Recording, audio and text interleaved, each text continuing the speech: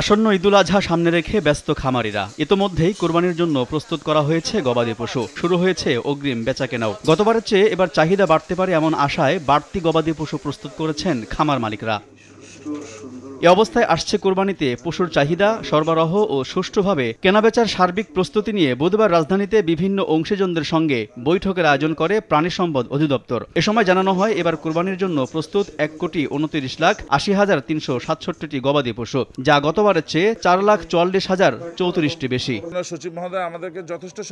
তবে বৈঠকে চাহিদার বিপরীতে এবার বাড়তি গবাদি পশু প্রস্তুত আছে জানিয়ে খামারিরা অভিযোগ করেন, কোরবানিকে কেন্দ্র করে সীমান্ত দিয়ে চোরাই পথে দেশে আসছে অনেক গরু, এতে ব্যাপক ক্ষতির শঙ্কা তাদের। খুব বেশি সিলেট দিয়ে গরু, ছাগল, মহিষ প্রচুর পরিমাণে আসতেছে।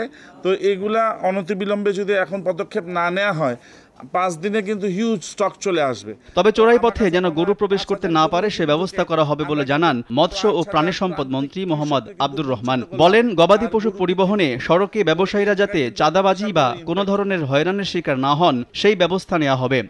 নগদে 500 টাকা বা তার বেশি পেমেন্টে পেতে পারেন ঢাকায় জমিসহ 20 কোটি টাকার পুরস্কার। কোনো গবাদি পশু বাইরে থেকে আসবার কোনো ধরনের কোনো সুযোগ নাই। চোরাই পথে বিভিন্ন সময় হয়তো দুই একটা বিচ্ছিন্ন বিক্ষিপ্ত ঘটনার কথা আপনারা বলে থাকেন, সে ব্যাপারেও আমরা সতর্ক।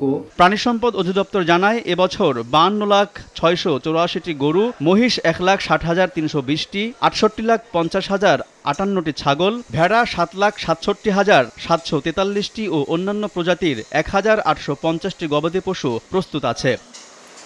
আলতাফ হোসাইন, সময় সংবাদ, ঢাকা।